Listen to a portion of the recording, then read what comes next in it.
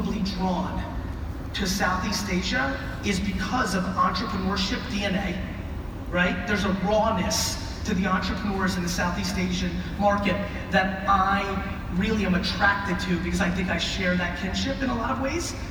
But I'll be honest with you, probably right there with it. And as I get older every day, maybe even more so, I'm fascinated by the parenting culture in Southeast Asia and the obnoxious mistakes that are being made by parents treating their children as products, which I see playing out in America, but it's way more fucked up here.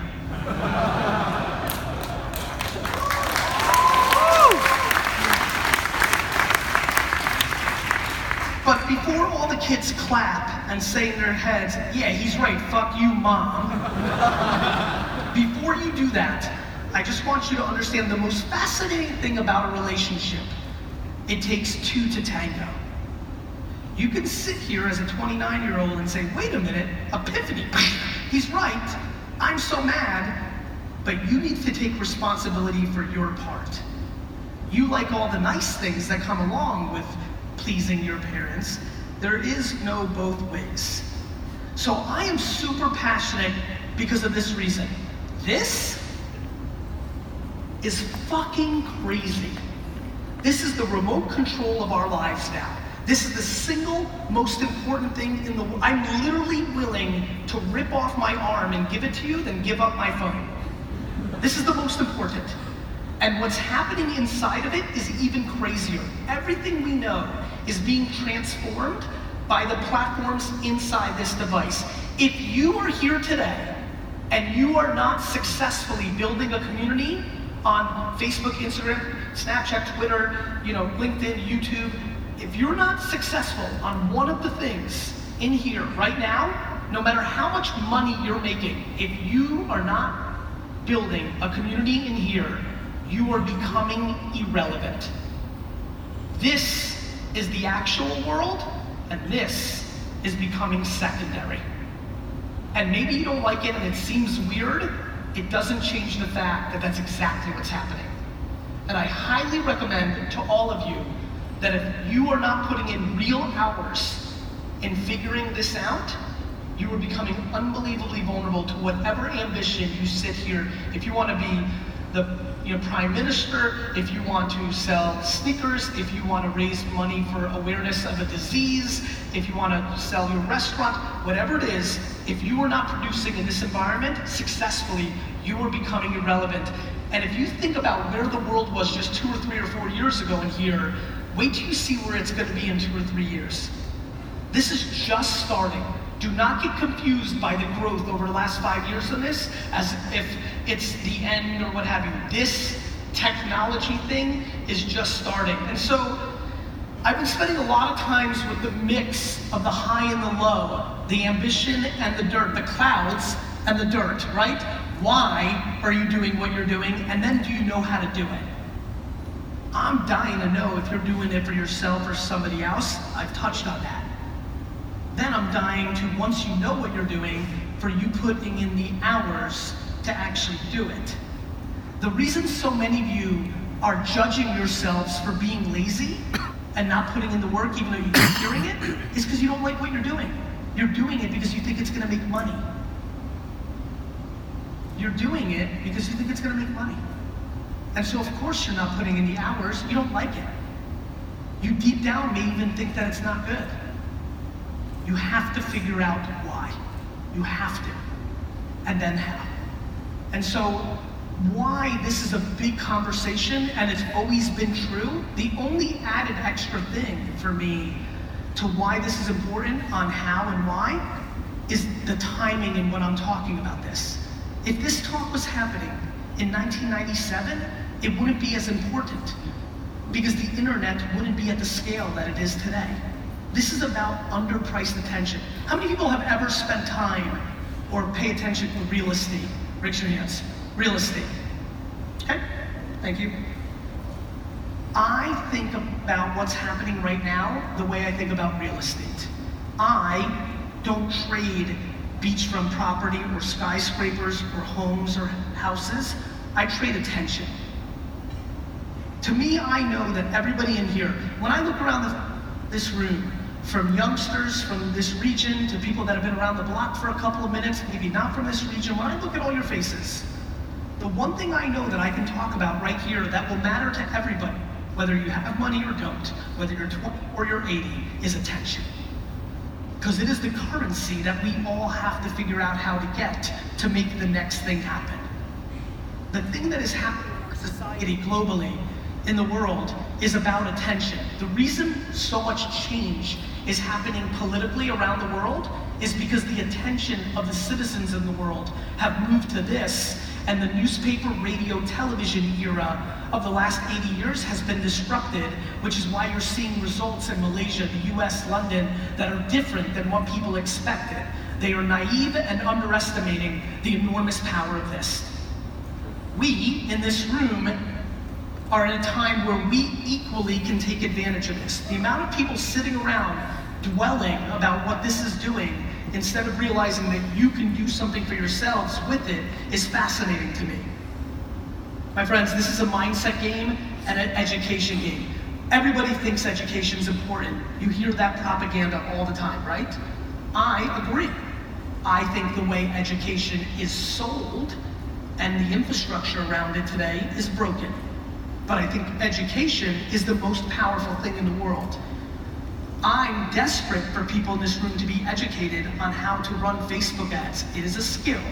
It's a vocational skill. If you know how to run Facebook ads like an expert in 2018, you will make a lot of money. Not a little bit, a lot. Yet people hear the propaganda, or they've run some ads unsuccessfully and they quit, right? I mean, look, how many people here, by show of hands, and so far when I've asked for hands, Sigmore, I gotta be honest with you, you've been bullshitting me. The hands have been like this. I want high hands right now. How many people here have run Facebook ads and it didn't work? Raise your hands. Raise it high. Actually, stand up. Stand up. I mean it. Please stand up. Stand up. I see a lot of you who haven't yet. Stand up if you just raised your hand. Stand up if you've run Facebook ads and it didn't work. I'm gonna give you 2 more minutes, no lying. Ready? I want everybody to look around. Look around. Got it? All these people that are standing suck. I'm kidding. Sit down. But it's a very important point. The reason I did that, and the reason I wanted everybody to see it, is I was standing too. I have run hundreds of thousands of dollars of ads that didn't work. But I've also run hundreds of thousands of dollars of ads that have worked. VaynerMedia has spent hundreds of millions of dollars on ads that have worked and hundreds of millions of dollars that have not. The ROI of something is based on your talent to use it. The ROI of something is based on your talent to use it. The ROI of a basketball for me, 0. The ROI of a basketball for LeBron James, $1 billion. You have run Facebook ads and it didn't work. It doesn't mean that Facebook ads don't work. It means that you ran Facebook ads that didn't work. This is a very important point. Here is why. I stand up here today with a man of massive regret about one very narrow thing in business that ironically people cheer for me for, but I boo myself. Let me reenact something that happened 20 minutes ago.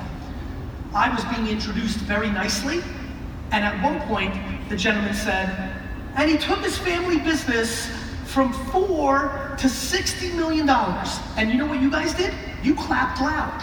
Let me tell you what I was doing. I'll actually reenact it, maybe you'll hear me.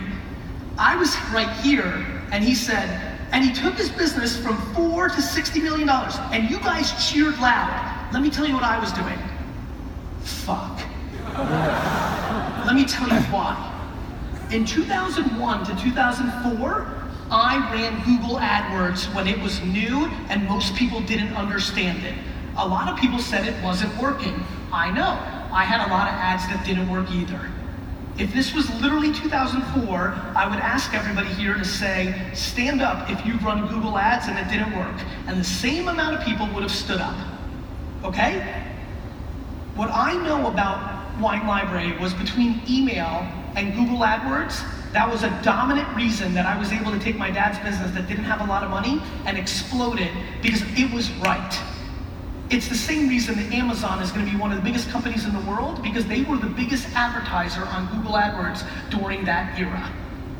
I sit behind stage while I get clapped 4 to 60 and my brain says it should have been 4 to 250.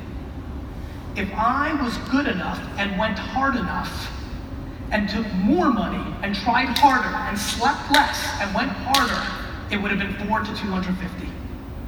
I stand here today knowing that's exactly what's happening right now on Facebook and Instagram. That every person in this room is going to remember this part of the speech in 7 years and look back, and 98% of you, because you're not going to do it, are going to say, I fucked up, I should have listened to him. I mean that. I mean it. I know it because even I am not spending enough. I'm spending so much. I have a 30-person team. I'm spending hundreds of thousands of dollars, and I should be spending millions. So please, my friends, understand the following. If you are not producing content for Facebook, for YouTube, for LinkedIn, depending on your business, depending on who you're trying to reach, if you do not understand that pictures, videos, and written words and audio for 7 to 8 apps on the phone is the world, then you are vulnerable. If you do not understand that we are living in a special moment in time, because let me tell you what's about to happen over the next 5 years. VaynerMedia is about to become one of the biggest marketing companies in the world, because Coca-Cola and BMW and GE and SAP and Nike are all going to hire us over the next 5 years, and I'm going to take $500 million from television and I'm going to put it into Facebook. Facebook is a marketplace. So when Facebook, you have to understand, you're all very smart, Facebook and Instagram. If you want to reach somebody that lives in Singapore who makes $100,000 a year and I want to get in front of you, it's going to be in your feed. Either you're going to be there or Nike's going to be there. Who has more money? They're going to bid you up, and now it costs $6 to get 1,000 in front of 1,000 people, of which only 13 look, because we all go fast, I got it, but it's still $6 for 13 people. But in 4 years, it's going to be $38 for 1,000, and only 6 are going to look at it. My friends, this is a moment in time on social networks on a mobile device that is unparalleled in the history of marketing. Better than early television, better than early internet. You know why? Everybody's on it. Everybody is on it. From 6 years old to 96 years old. There are 65-year-old men sending text emojis right now. Everybody, your grandparents are on it. This has happened. Please stop fucking around. Please take this seriously. Please produce content on these platforms with everything you have. How many people are being successful right now with social media marketing and advertising? Raise your hands. Raise your hands high. How many people? They're the people that I'm most worried about. I mean it. The success is disguising how good it is. I'm more worried about me than the 90% that didn't raise their hand. Because I've done the hard work to figure out it's good, and yet I'm still not eating enough of it.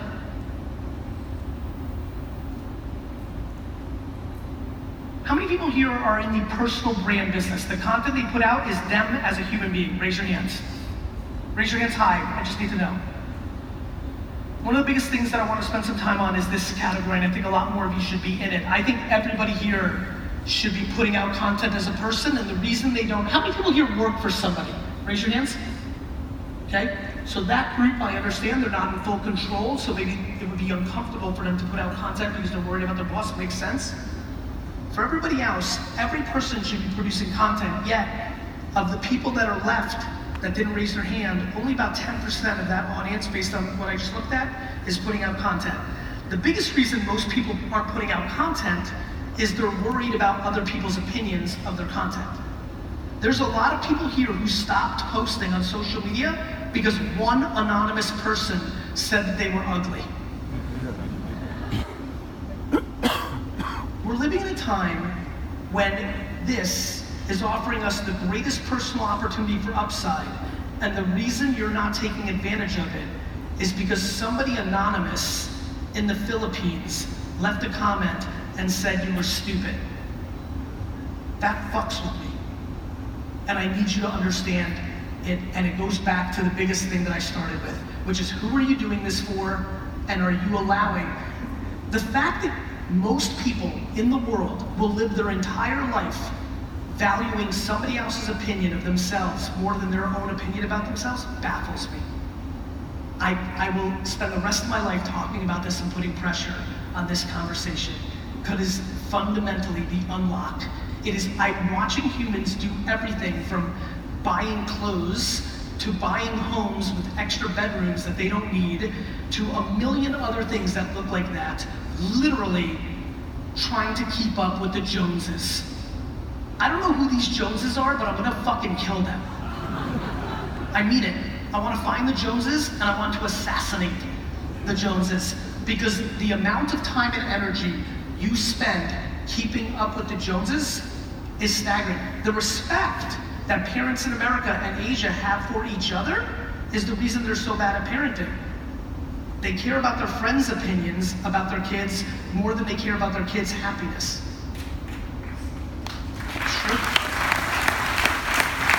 It's crazy. And so that's what's breaking down for me, everyone. That's what's kind of top of mind. I'm staggered and taken aback by the disproportionate abundance that we have. I can't believe how much opportunity you actually have. I can't believe how simple. I mean, kids with no experience who just listen carefully, a month in, which is no time at all, are feeling the benefits of selling stuff on these platforms. That only speaks to me of how easy it is. There's so much abundance. There's so much abundance. And there's another reason people in this room are not running their business through Facebook right now in Singapore, let's use that, is because they have an opinion about Facebook itself.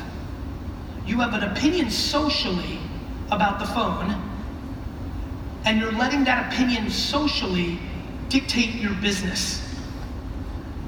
Your opinion on what kids should be doing on their phone is dictating how you're thinking about your business. Or the fact that you don't like seeing ads means you're not running them because you don't like it. Making decisions on you, a focus group of one, instead of letting the market make decisions, is an enormous mistake. And I see it every single day. I love when people are like, Gary, I heard your talk, but me and my friends, we don't use Facebook. I go, that's nice, Carol, but 3 fucking billion people do. My friends, the data is obvious. The market is obvious. What's not obvious to me is why you're not taking advantage of it. What's not obvious to me is the majority of people here are here because they consume my content. You decided to come on a Saturday. You're watching the content. This is literally, like, I don't know what you thought I was gonna talk about up here. Like, you know what's coming out of my mouth. You know exactly what the fuck I'm gonna talk about. And what's interesting to me is why I have to do it. Because I know that maybe you needed to see it live. Maybe,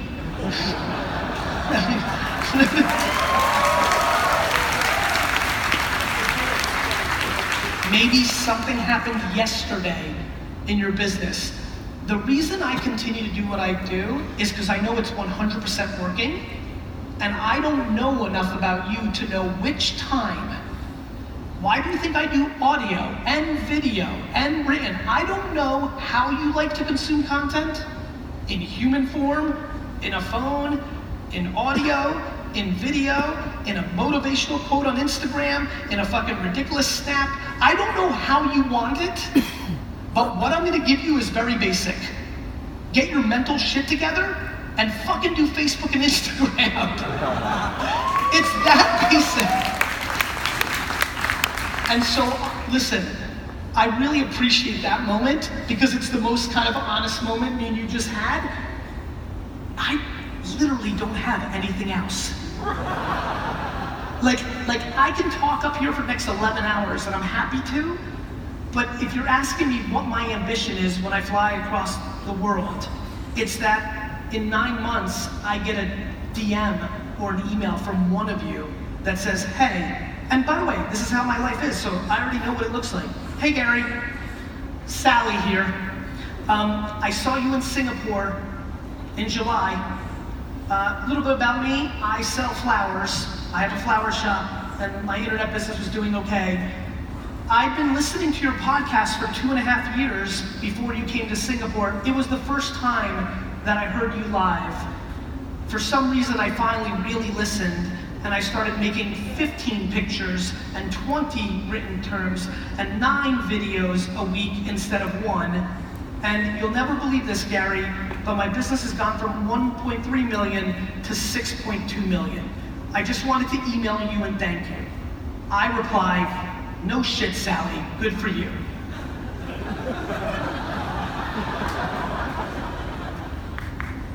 That is why I'm here. Because that feeling of actually changing somebody's life for, in essence, free, is a fucking feeling and a half. And so I'm asking, now I'm gonna be selfish. You don't wanna make yourself happy for you because you've got fucked up parents? Fine. Do it for me.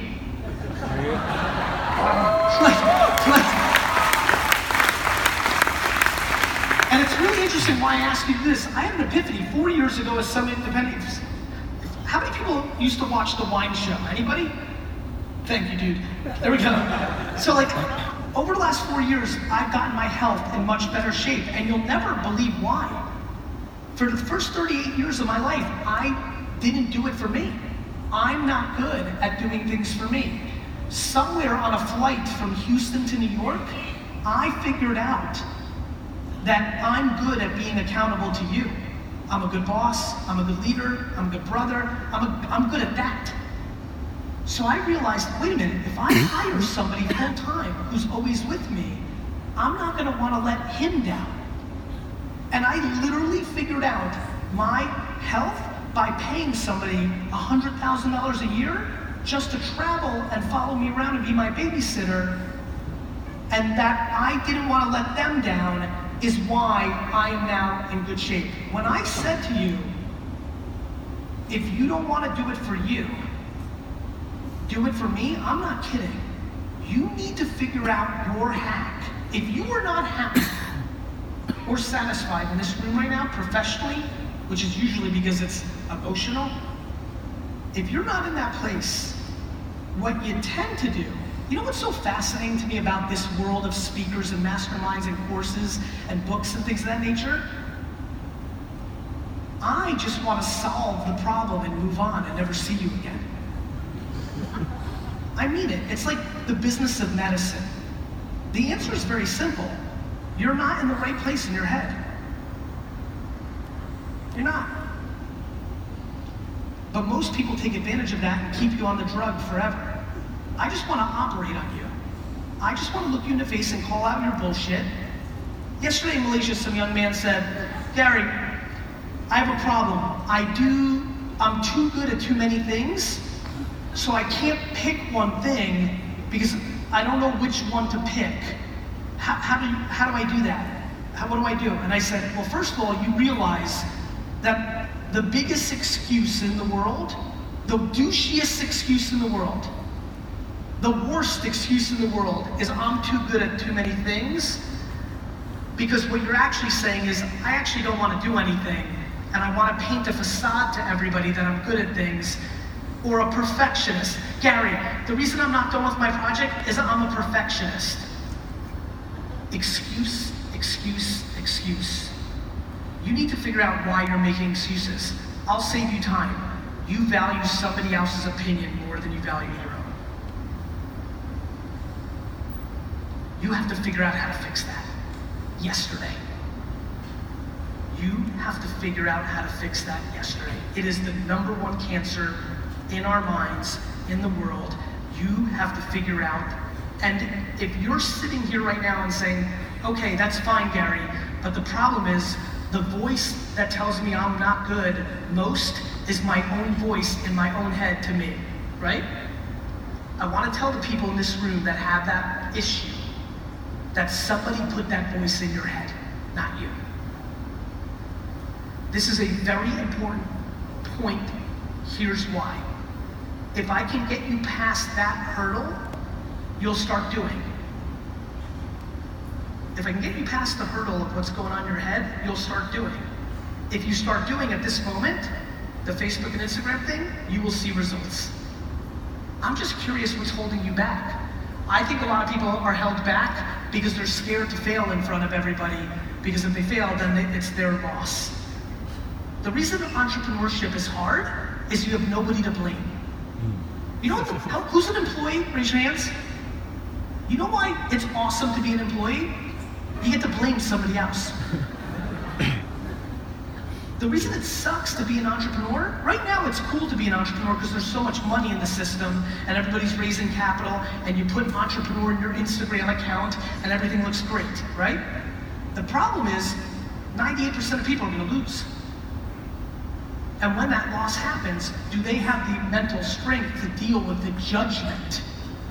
Your inability to deal with judgment, the secrets you're hiding inside yourself that you don't want other people to know, is the reason you're not on the offense. I need you to cleanse it, and I need you to go on the offense.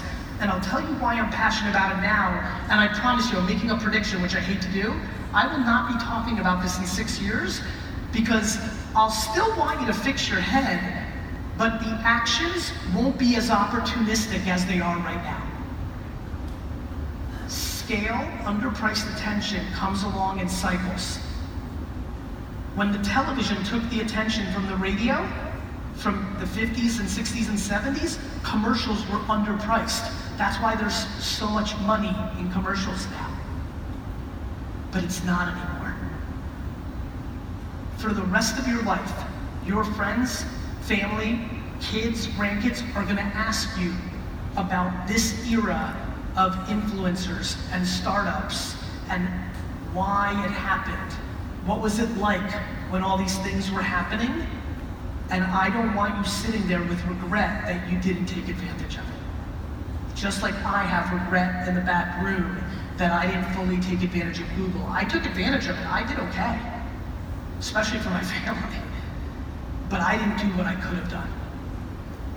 And that is what hurts. I know it's happening right now. I know we're sitting through the single biggest scaled attention platform, the internet, mobile devices, social networks on the mobile devices right now. I know that every single person here can get something from it, and I'm trying to figure out why you're not doing it. Because I've told it to you fucking 8,000 times, right? You've heard it. Who here has heard me say things like this before, even once in their lives? Raise your hands. I need it. I need to know why the fuck you're not spending money on Facebook ads. Yeah. I need to know. And what I know is it's some of the heady shit that I was talking about in this talk. The judgment of others, the fear of failing in front of everybody. You are acting like an entrepreneur, but in your heart, you know you're not good at it, and you know you're inevitably gonna fail, and you don't wanna deal with the ramifications of that loss, so you're completely half pregnant right now. You're acting like an entrepreneur, you're not doing anything, and it's just gonna take some time, and inevitably you're gonna start working somewhere in 6 years. I don't want that for you. I want one thing for you, health. The second thing I want for you, self-awareness. Do you know who the fuck you are? Do you know what you're good at? These are important topics, my friends, young or old. You know who I fear the most? Everybody in here who's over 35, 40 years old, because they start thinking about, it's too late, like, I don't have enough time, or I already You're gonna live so much longer. You're gonna live so much longer. And so I am desperate to understand where you're at with your head on this and why you're not attacking it, because I know flat out that most of the shit you hear every day, today, tomorrow, is just a band-aid to your bullshit. And that you really gotta figure out what the fuck's going on inside, because you know what to do. The question is, why are you not doing it? My friends, the math around becoming a human being in current scientists is 400 trillion to 1. The odds of you sitting here wearing those awesome green pants are 400 trillion to 1. There's nothing that will ever happen in your life that is more remarkable than the fact that you have a fucking life. So, since everybody here is a fucking miracle, wouldn't it be a good idea to do something with it? Like, isn't it time now to finally get rid of the poison in your fucking head and stop worrying about other people's judgment on you? Let me tell you the best part about not giving a fuck about other people. It's not like the freedom, it's how you get there. Do you know how I got to a place of not giving a fuck? I realized everybody else sucked at shit too. Like, so you think your mom's so special? She's got shortcomings somewhere else. So your older brother's great at fucking school and makes $4 million a year? He's probably a dick face.